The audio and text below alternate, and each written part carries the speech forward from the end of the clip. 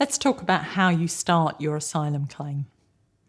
You may claim asylum when you first arrive in the United Kingdom, at the airport or at the port of arrival. But most people don't, and if you're watching this video, you probably are already in the United Kingdom. If you're already here, then to start your asylum claim, in most cases you're going to have to make an appointment to go to the Home Office in Croydon.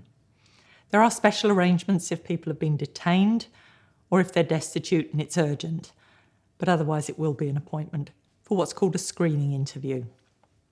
Now, screening just means that they work out who you are, where you're from, how you got here, and they'll take your fingerprints, they'll take any ID documents that you've got to prove your identity and take a photograph of you. And they'll also ask you to say in very basic terms why you're claiming asylum. So that is the first point at which you'll have to say to the Home Office that you're claiming on the basis of your sexual orientation or your gender identity. Now, we know from lots of people that they find that really worrying. Talking to an official about your sexual orientation or gender identity, very often when you've kept it hidden for many years in your own country, is difficult. But if you can, you do need to say it at that earliest opportunity.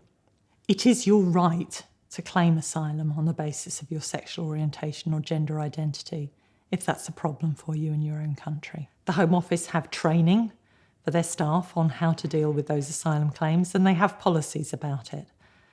You're not the first asylum seeker to claim on the basis of your sexual orientation or your gender identity, and you won't be the only one. Everything that you tell the Home Office in your asylum case must be kept confidential by them. And when they interview you about your case, it must be in private, so you won't be overheard by other asylum seekers talking about your gender identity or your sexual orientation. If you've already had your screening interview and you haven't told them that you want to claim on the basis of your sexual orientation or gender identity, don't panic. You can tell them later. And so long as you explain why you couldn't tell them at that earliest opportunity, they should understand that. When you claim asylum, there is a risk of being detained by the Home Office. But that risk is small. Most people are not detained. But it's best if you're prepared for the possibility, and particularly that you have with you telephone numbers of your lawyer, if you have one, and friends that you'd want to contact so that you're able to deal with that situation.